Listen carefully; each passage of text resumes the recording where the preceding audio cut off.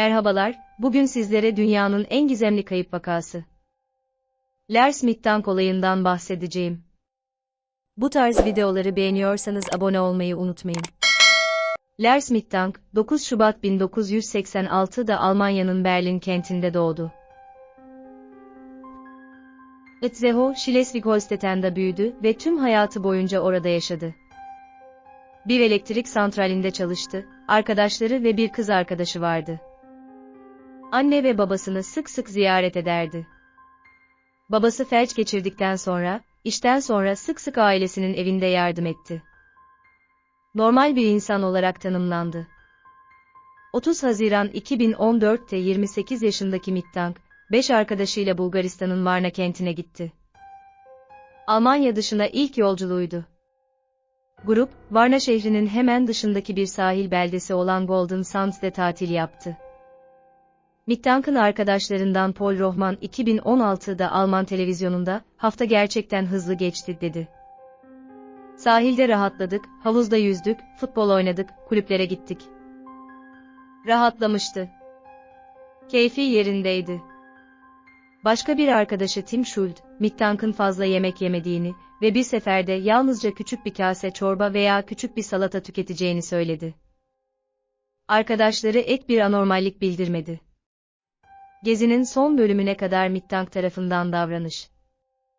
6 Temmuz 2014'te, eve dönmeleri gereken günden bir gün önce, Mittank ve arkadaşları kasabada bir bardaydılar ve Mittank diğer bazı Alman vatandaşlarıyla futbol yüzünden anlaşmazlığa düştü.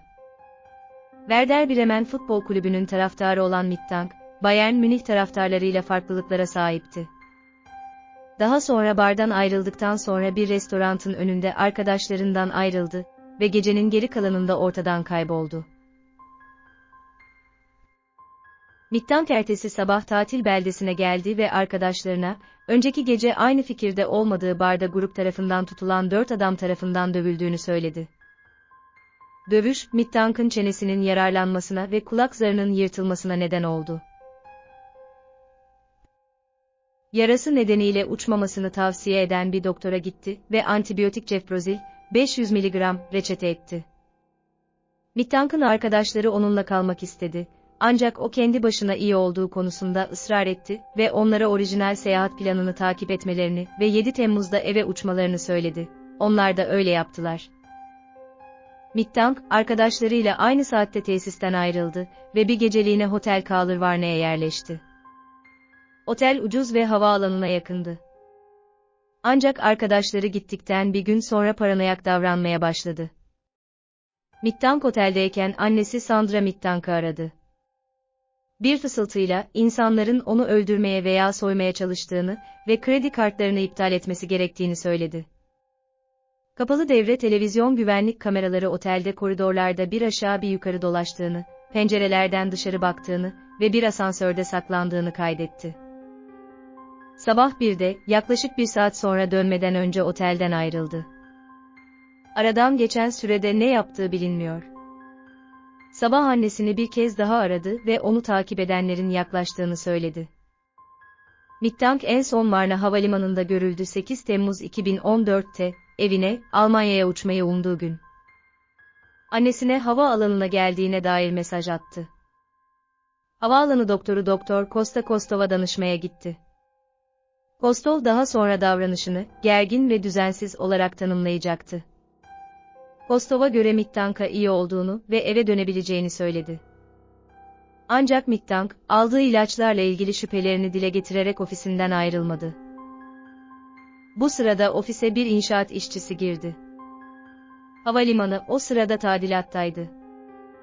Kostov, Mittank'ın daha sonra titremeye başladığını söyledi. "Burada ölmek istemiyorum. Buradan gitmeliyim," diye bağırdı.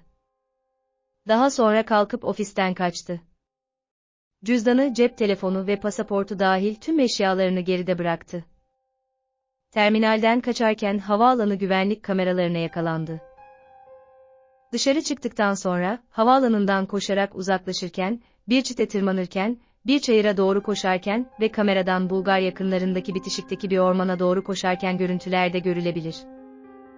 Ulusal Karayolu A2 Bunlar onun son teyit edilen yerleri. Mittank'ın davranışının nedenleri ve paranoyasının gerçekte ne ölçüde kök saldığı konusunda uzmanlar ve aile üyeleri arasında kesin bir anlaşma yoktur.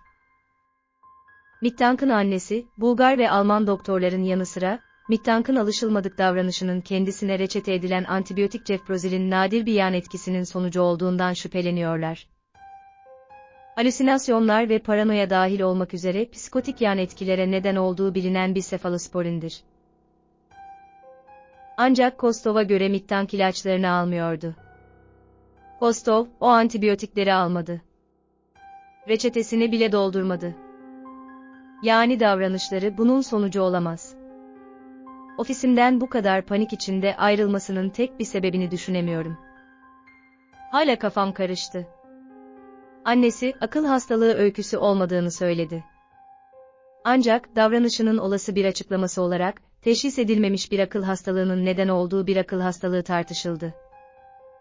Havaalanından kaçtıktan sonra Mittank'a ne olduğu da bilinmiyor. Polis, Lars Mittank'ın kaderini belirleyemezken, Sandra Mittank özel dedektif Andreas Gütig'i tuttu. Kimliği olmayan hastalar için hastane kayıtlarını kontrol etti, ancak hiçbir şey bulamadı. Mittank'ın avcılık, balıkçılık ve tuzak kurma konusunda deneyimi vardı. Ancak yaz aylarındaki yoğun sıcaklık ve yiyecek eksikliği nedeniyle açık havada uzun süre hayatta kalıp kalamayacağı konusunda şüpheler var. Annesi, muhtemelen hafızasını kaybettiği için hala hayatta olduğuna inandığını ifade etti. Kaybolmasından yaklaşık bir yıl sonra, bir kamyon şoförü onu Varna'da otostop çekerken gördüğünü sandı. Birkaç başka ülkede birden fazla kez görüldüğü bildirildi, ancak hiçbiri doğrulanmadı. 2019'da bir Alman kamyon şoförü, bir otostopçuyu Dresden'den Brandenburg, Oberhavel'deki Schildow'a bıraktı. Sürücü, Mittank davasından daha sonra haberdar oldu ve yanındaki adamın Mittank'ın eski bir versiyonuna benzediğini söyledi. Şoför, adamın uzun saçlı ve sakallı olduğunu söyledi. Gözlerinin yorgun göründüğünü ve elmacık kemiklerinin belirgin olduğunu söyledi. Mittank, YouTube'daki en ünlü kayıp kişi olarak tanımlandı. Kaybolmasının üzerinden 4 yıldan daha az bir süre geçmiş olan Mayıs 2018 itibariyle, havaalanındaki güvenlik görüntüleri 16 milyondan fazla kez görüntülendi. Vakanın gizemli doğası, sık tartışmalara ve çok sayıda teorinin büyümesine yol açtı. Dava çözümsüz kalır. Mittank, 180 santimetre, 5 fit 11 inç boyunda ve koyu sarı saçlı olarak listelenmiştir. Sol ön kolunda bir yara izi var. Buna rağmen, sık sık internet araştırmacıları veya diğer ilgili vatandaşlar, Mittank olduğuna inandıkları manzaraları rapor ediyor. Bir kamyon şoförü, Mittank'ın kayıp adama çarpıcı benzerliğine dikkat çekerek, 2019'da Brandenburg'da bir asansör verdiğini iddia etti. Polis tarafından yapılan bir takip hiçbir şey bulamadı. 2016'da Brezilya, Porto Velho'da kimliği veya kim olduğunu açıkça hatırlamayan bir adam ortaya çıktığında, birçok çevrimiçi araştırmacı bunun Mittank olabileceğini iddia etti. Ancak, adam sonunda Kanadalı Anton Pilipa'nın kayıp olduğu tespit edildi. Bugüne kadar kimse neden kaçtığını, neyden korktuğunu ya da neden tüm eşyalarını havaalanı doktorunun muayenehanesine bıraktığını bilmiyor. Lars Mittank'ın hayatta olup olmadığını kimse bilmiyor. Ceset yok, görüş yok, hiçbir şey yok. Kamyon şoförünün hikayesi, Sandra Mittank'ın şu anda tutunduğu saman çöpü. Kayıp oğul geri dönecek mi? Bugün, 19 Temmuz 2020 Pazar günü, Sandra Mittank, Düsseldorf'ta Ren Nehri'nde banyo yaparken görülen genç ve evsiz bir adamın fotoğrafını aldı. Orada yaşayanlardan daha fazla fotoğraf göndermelerini ve onu gördüklerinde polisi aramalarını istedi. 2 saat sonra kötü haber geldi. O, onun kayıp oğlu değil. Lars Mittank'ın kaybolmasına dair hiçbir şüpheli bulunamadı ve bugün hala gizemi koruyor.